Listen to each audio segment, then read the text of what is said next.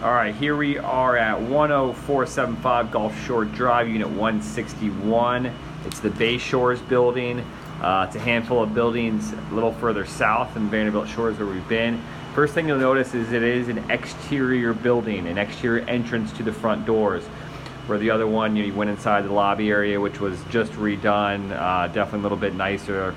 Like I said, just updated, and you went interior to your front doors. Where this one, you have these outdoor breezeways. So that definitely gives you a little bit of a different feel. It is an end unit. You are on the 6th floor here, which is nice. Okay. The building itself is a little bit older, built in '78. So it's not a huge difference, but like I said, the other Vanderbilt Shores building had been redone recently. Just kind of has a much different look to it, and the lobby areas and all that stuff kind of accentuate that they put some money into that building. Okay, so here we are inside. There's a little coat closet to my immediate left. The tile floors are on a diagonal, a little bit darker brown pattern. Main living area is off to the left. Kitchen area is straight ahead of me and through there to the dining room. I'm going to circle in this way. Like I said, this unit is just under 1,600 square feet. You kind of feel that in here, to be perfectly honest with you. This main area is actually not too bad as far as space goes. Just kind of have a little space back here, which is kind of dead space.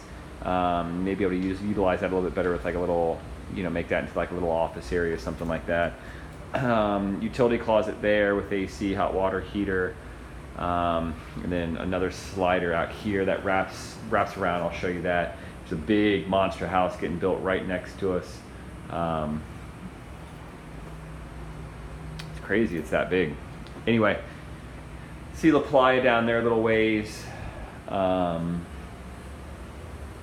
Just seems like there needs to be a lot of remodel. The texturing of the ceilings in here kind of throw me off a little bit. This is going to circle around to the kitchen area. So this is where it gets pretty tight. They got a big table here, and then obviously there's a decent sized cutout there, but it just you feel pretty closed in here. Washer and dryer there. So this whole thing kind of needs to get opened up. It'd be nice if that whole wall just what didn't exist, and that kitchen could flow in. Really old school countertops. Cabinets are super flimsy and cheap here. Same thing throughout the rest of the kitchen. So this whole kitchen needs a full remodel. They're acknowledging that in the comments. It's offering $50,000 remodel allowance. So I assume you're taking that right off the list price.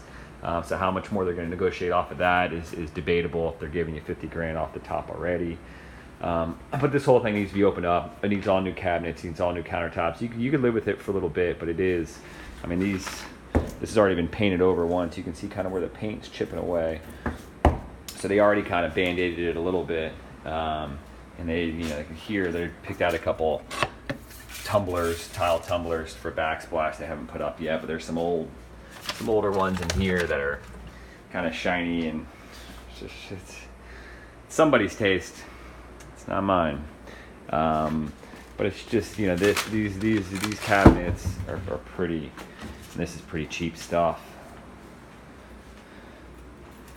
So we go back through. So that whole area just seems tight to me. Okay. Onto the patio, just a concrete deck. Beautiful views, obviously, 6th floor. Gotta love that. You can see the little walkway deck they have right there. That is for this building. That goes out there, which is fantastic. You can see part of the deck down there that wraps around for this pool. I'll show you more of that. My concern a little bit for this is you can see the standing water all down through there. Pretty thick, really. We had a little bit of rain today, and just obviously the grading out here isn't very good. You can see the community pool.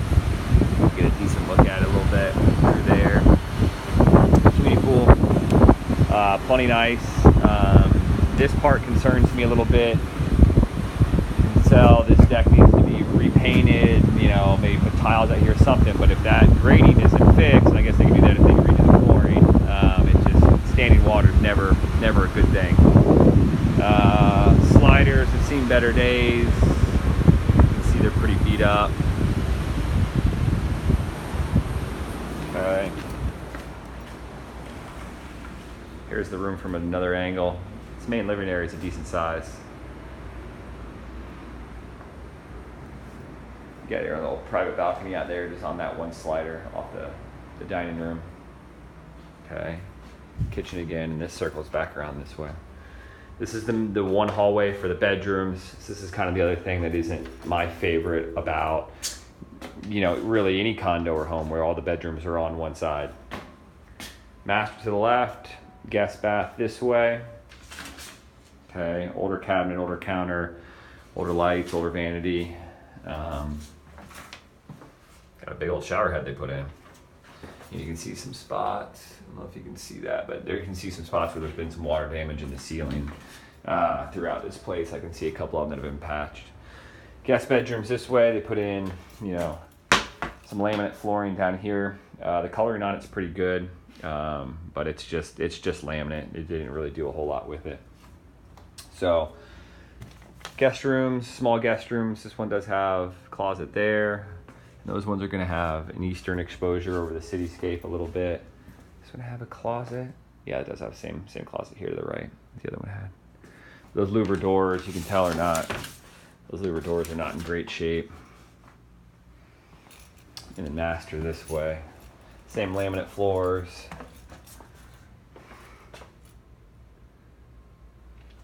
It's a big bed, but you can tell that the end tables are tight over there. Beautiful view out this way.